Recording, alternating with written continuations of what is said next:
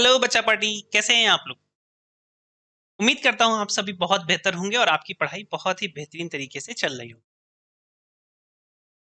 NEET physics के crash course या कह लीजिए फ्री कोर्स में आज हम लोग पहुंच चुके हैं कूलम्ब्स लॉ के उन सवालों पे जो बहुत ही ज्यादा इंपॉर्टेंट होते हैं और आपके एग्जाम में पूछे जाते हैं।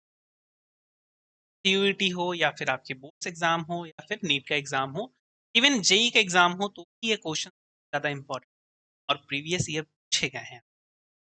तो हम बात करने जा रहे हैं आज उन टाइप के सवालों के जो होते हैं पेंडुलम पे बेस्ड।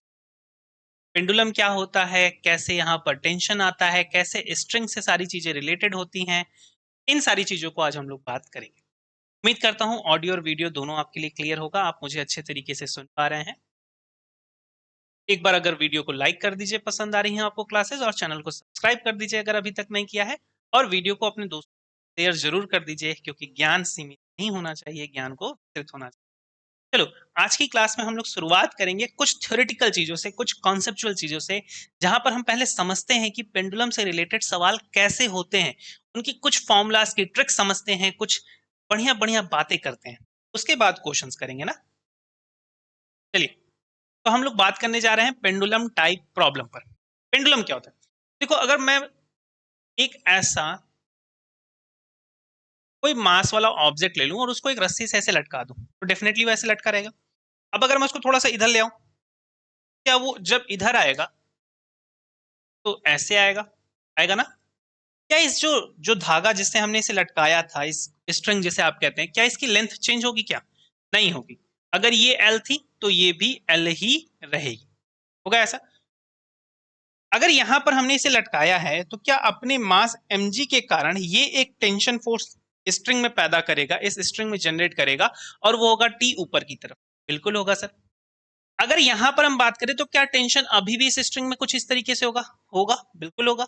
और क्या यहां पर जो mg होगा वो ऐसे लगेगा? क्या mg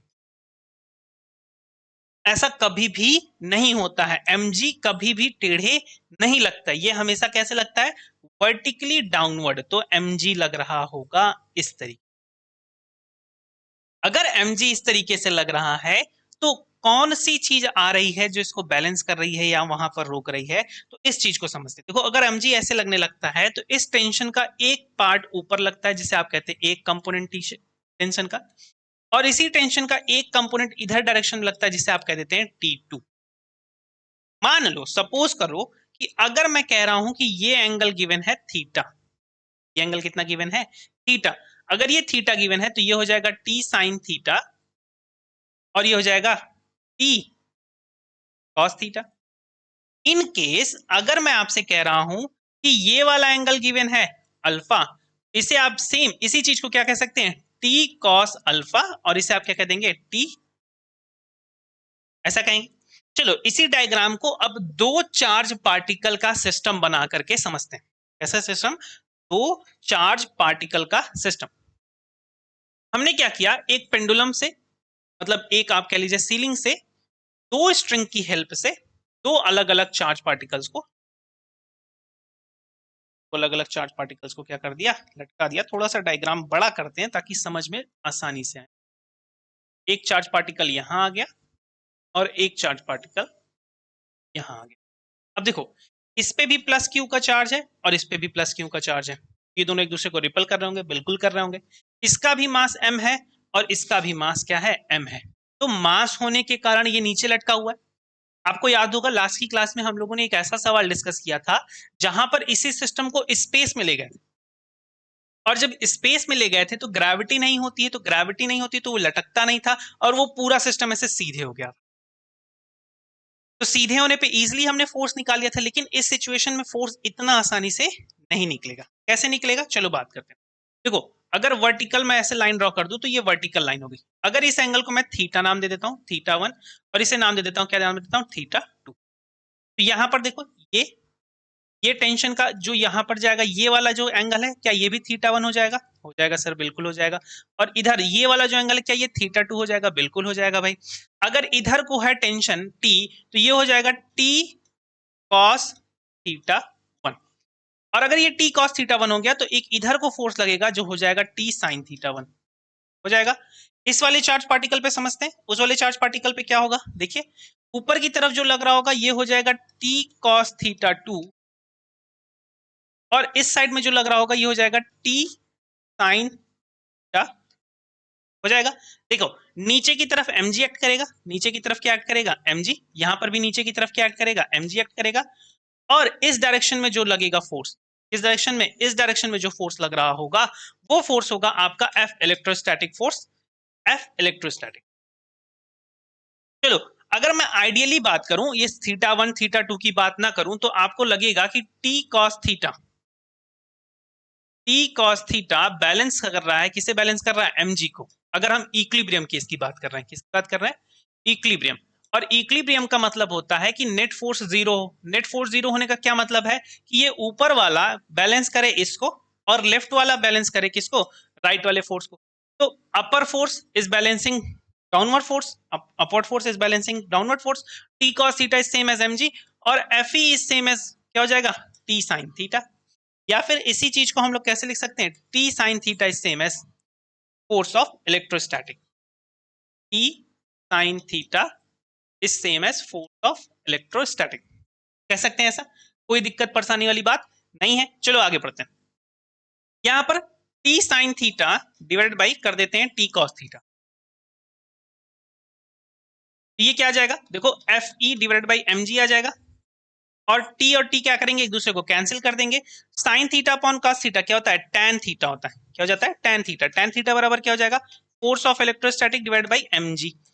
फोर्स ऑफ इलेक्ट्रोस्टैटिक को आप फिर कैसे डिफाइन कर सकते हो, ये हो जाएगा mg tan थीटा, क्या गया, mg tan थीटा। तो देखो पहले वाले के लिए क्या हो जाएगा, फोर्स ऑफ इलेक्ट्रोस्टैटिक हो जाएगा, ये हो जाएगा mg tan थीटा 1, क्योंकि यहाँ पर एंगल थीटा 1 था, और इस वाले के लिए क्या हो जाएगा, force of electrostatic is equal to mg tan theta हो जाएगा। चलो इस बात को और समझते हैं, थोड़ा सा और समझो। अगर मैंने तुमसे फॉर्मूला दिया है कि F इज इक्वल टू क्या है, mg tan थीटा, तो थीटा की वैल्यू और tan की वैल्यू 1 कब होती है, जो बताओ, tan की वैल्यू किस एंगल पर 1 होती है, 90 डिग्री पर कि 0 डिग्री पर कि किस एंगल पे, तो 45 डिग्री आप कहोगे, बिल्कुल सही। अगर 45 सब कह रहे हैं तो बिल्कुल सही है भाई, 45 डिग्री पर tan की वैल्यू कितनी होती है, 1 होती है। तो अगर theta is equal to 45 degree है तो F की वैल्यू कितनी हो जाएगी, F की वैल्यू हो जाएगी सेम एज mg। और ये F क्या है, F है इलेक्ट्रोस्टैटिक, ये है इलेक्ट्रोस्टैटिक फोर्स ना। जिस फोर्स के बारे में अभी तक हम लोग पढ़ रहे हैं वो कौन सा फोर्स कहलाता है, इलेक्ट्रोस्टैटिक फोर्स कहलाता है। बार बार तो कहता आ रहा हूं भाई, इसमें कोई समस्या होने वाली बात नहीं। लेकिन अगर यहां से समझो कि फोर्स ऑफ इलेक्ट्रोस्टैटिक बराबर है तो m, या फिर आप कह लीजिए जो फोर्स F है, F is directly proportional to tan theta. अगर सपोज करो कि वो कह रहे हैं कि जो उनके बीच का फोर्स है उसे बढ़ा दिया गया, तो एंगल क्या करेगा, बढ़ेगा कि घटेगा। देखो लॉजिकली सोचो कि अगर इनके बीच के जो फोर्सेस है बढ़ रहे हैं तो ये दोनों एक दूसरे को और रिपल करेंगे, और रिपल करेंगे तो और ज्यादा दूर चले जाएंगे, और दूर चले जाएंगे तो क्या हो जाएगा, ये एंगल डेफिनेटली से बढ़ जाएंगे। यहां पर नेक्स्ट एग्जांपल समझिए कि जो m होगा, मासेस होंगे, वो इनवर्सली प्रोपोर्शनल होंगे किसके, थीटा के। जो मास है वो क्या है, इनवर्सली प्रोपोर्शनल थीटा। तो अगर समझो कि एक ऐसा मास है m2 ग्रेटर देन m1, एक ऐसा मास है जिसके पास क्या है, ज्यादा वैल्यू है, तो उसके लिए जो एंगल होगा वो कम होगा, तो theta 2 will be less than theta 1। इतनी बातें आपको यहाँ पर ध्यान रखने वाली हैं। अगर मैं पीछे जाता हूं तो देखो यहाँ पर जो ये एक ट्राइंगल टाइप का बन रहा है, ये एक ट्राइंगल टाइप का बन रहा है।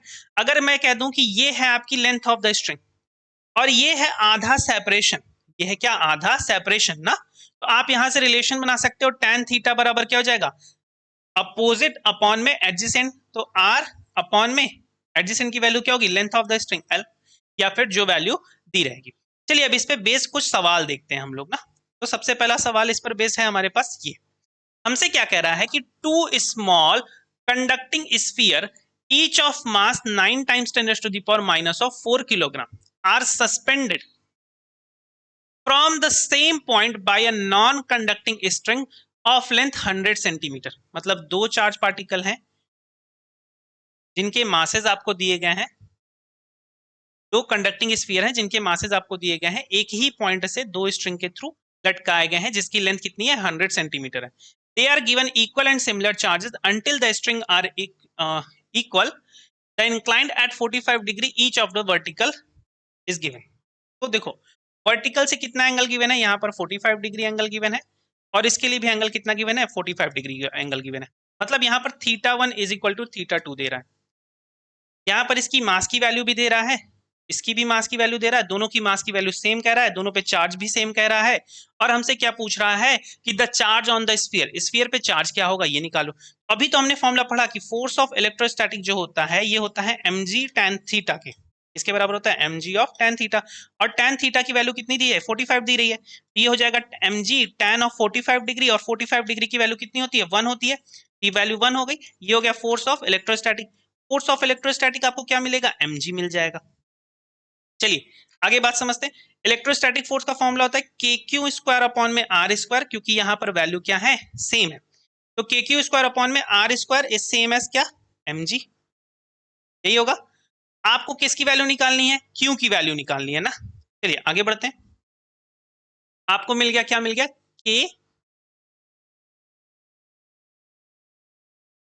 kq square divide by r square is same as mg।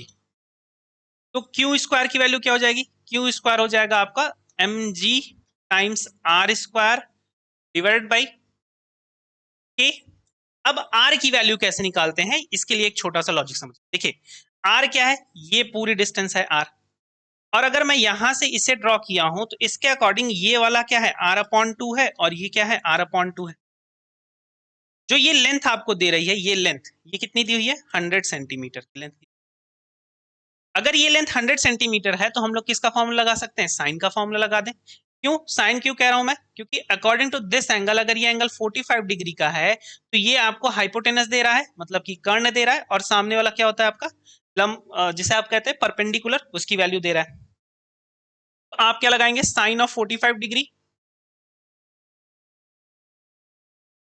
Sign of 45 degree is equal to क्या हो जाएगा, परपेंडिकुलर, जिसकी वैल्यू है r/2, और लेंथ की वैल्यू कितनी है, 100 सेंटीमीटर। 100 सेंटीमीटर का मतलब कितना है, 1 मीटर, तो इसे रख दीजिए 1।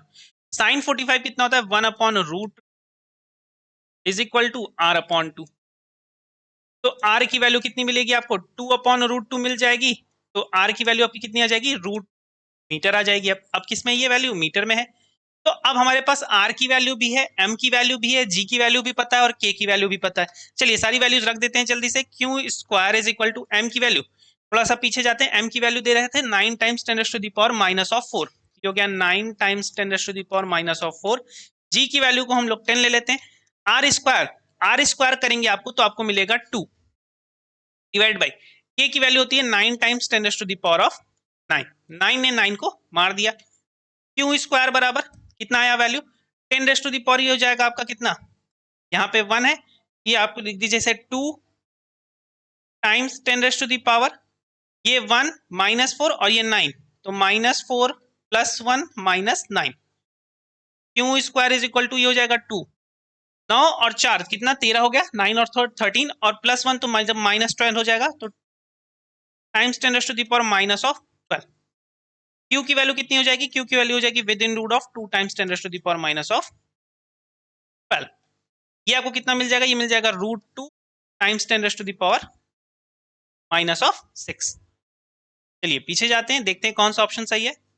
√2 की वैल्यू कितनी होती है, 1.4 होती है, तो option A is the right answer. 2 की वैल्यू कितनी होती है, 1.4 होती है ना। हमारा आंसर कितना आया था, रूट टाइम्स 10⁻⁻6 कूलम आया था, और √2 की वैल्यू कितनी होती है, 1.4, तो ऑप्शन ए आपका सही आंसर हो गया। चलिए आगे एक क्वेश्चन है इसमें, उस क्वेश्चन को ट्राई करते हैं।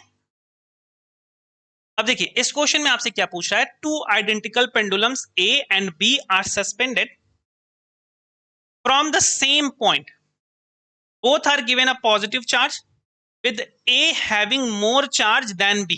A के पास अब क्या है, more charge है B से, तो QA is greater than B। हमसे ये बोल रहा है, अब they diverge and reach equilibrium with the string and the pendulums A and B making an angle of θ1 and θ2 with the vertical respectively, then अच्छा हमें θ1 और θ2 के बीच का यहाँ पर रिलेशन निकालना है। अच्छा ये बताइए, अगर यहाँ पर चार्जेस दोनों एक दूसरे से बड़े या छोटे हैं तो उससे कोई नहीं इफेक्ट करता है फोर्स पर, तो फोर्स ऑफ Fa हो जाए FB है, ये हमेशा क्या होगा, सेम होगा। और हमने फॉर्मूला पढ़ा था F is equal to mg tan theta. Mass का यहां पर कोई सेंस नहीं है, ये है आपका फोर्स इलेक्ट्रोस्टैटिक। अगर फोर्स सेम है तो एंगल क्या होगा, एंगल भी सेम होंगे। अगर F A is equal to F B है तो theta A is equal to क्या हो जाना चाहिए था, थीटा बी हो जाएगा। तो ऑप्शन 2 आपका सही आंसर हो जाएगा। ये जो ऑप्शन आपको दे रहा है theta 1 is equal to theta 2, ये आपका राइट आंसर हो जाएगा। चलिए नेक्स्ट क्वेश्चन की बात करते हैं। देखिए ये बहुत मजेदार क्वेश्चन है और आपका ये नीट का पूछा हुआ क्वेश्चन, नीट का ये प्रीवियस ईयर प्रॉब्लम है ना। इस प्रॉब्लम को थोड़ा सा लॉजिकली समझेंगे तो मुश्किल से मुश्किल आप इसे 1 मिनट के अंदर सॉल्व कर लो। चलो देखते हैं। यहां पर हमसे कह रहा है कि two pith balls with equal charges are connected to wires of equal length, is suspended from a common point by the equilibrium separation between them is r। तो ये जो सेपरेशन है ये r दिया हुआ है। तो ये जब लेंथ थी, ये लेंथ आपको y दे रही थी, उस सारी सिचुएशन के लिए आपको दिया गया। Now the strings are rigidly clamped at the half of the height. अब यहाँ पर क्या कह रहा है कि इसको यहां से क्लैम्प किया गया है, जो शुरू में वहां ऊपर से किया गया था अब यहां से किया गया है। तो यहां से के बजाय अगर यहां से कर दिया तो ये डिस्टेंस हो गई आपकी y/2।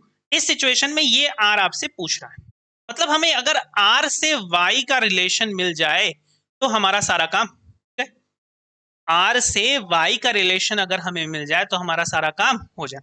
एक फॉर्मूला हम जानते हैं इनके बीच के लिए, क्योंकि चार्ज नहीं बदल रहे हैं तो फोर्स नहीं बदलेगा। तो फोर्स का F का फॉर्मूला आपने पढ़ा है, क्या होता है, mg tan थीटा। F का फॉर्मूला आपने क्या पढ़ा है, mg tan थीटा।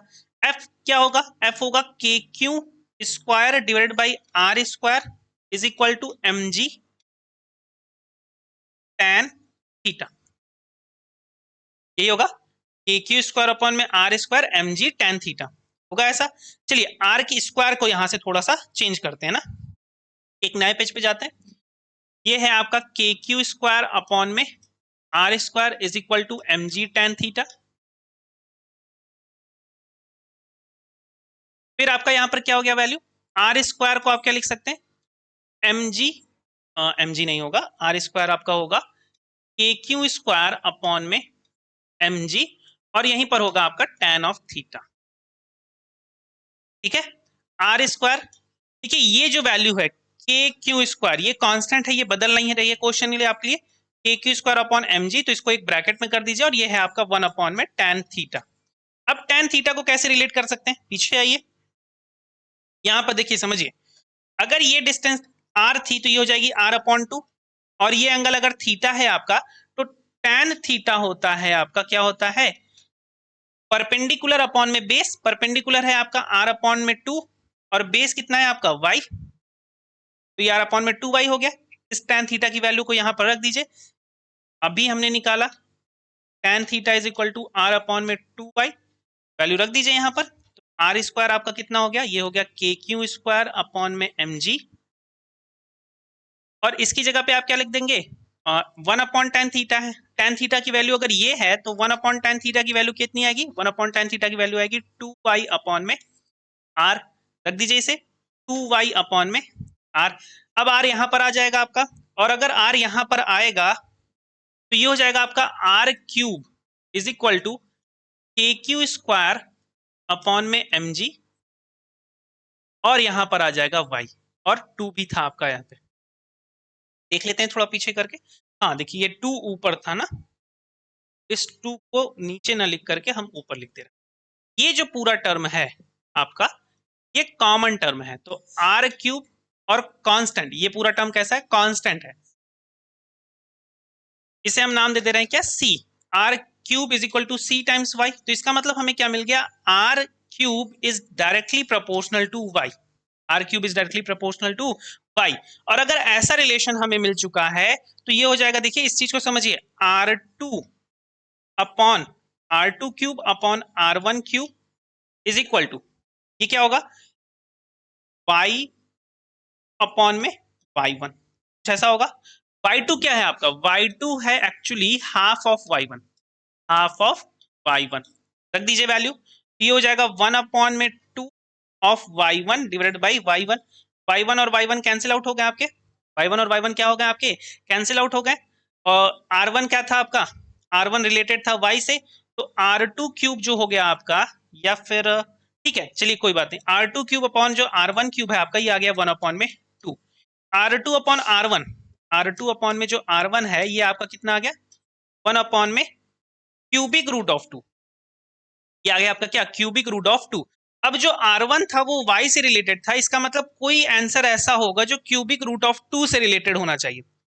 पीछे अगर स्लाइड पे जाते हैं, देखिए कौन सा ऑप्शन है जो क्यूबिक रूट ऑफ 2 से मिलता है, R/क्यूबिक रूट ऑफ 2, ये वाला आपका आंसर सही हो गया। फिर से देख लीजिए यहाँ पर, R1 की वैल्यू क्या थी, R थी, तो R2 को आप यहाँ पे कैसे डिफाइन कर देंगे, R2 is equal to cubic root of 2। और R1 कैसा है आपका, R1 है आपका R, तो ये हो गया R/क्यूबिक रूट ऑफ, ये आपका फाइनल आंसर हो गया। मजा आया ना इस सवाल में? ये देखिए प्रीवियस ईयर क्वेश्चन था, कुछ नया ट्रिक नहीं था, बस छोटा सा लॉजिक था, और अगर हम उसे कर लेते हैं तो बहुत ही आसानी की तरीके से हम इसे सॉल्व कर सकते हैं। उम्मीद करता हूं आपको क्लास में जो भी मैंने बताया आपको बहुत अच्छे से समझ में आया। कूलम्ब्स लॉ के हमने बहुत सारे क्वेश्चंस ट्राई कर लिए। अब हम नेक्स्ट क्लास में एक नए कॉन्सेप्ट की तरफ बढ़ेंगे जो है आपका इलेक्ट्रिक फील्ड। अगर आपको वीडियो पसंद आ रहे हैं तो कर दीजिए, चैनल को सब्सक्राइब कर दीजिए अगर अभी तक आप नहीं किए हैं, और अपने दोस्तों शेयर जरूर कर दीजिए। मिलते हैं कल से फिर आपसे इसी समय पर, तब तक पढ़ाई करते रहिए। बेस्ट ऑफ लक, धन्यवाद।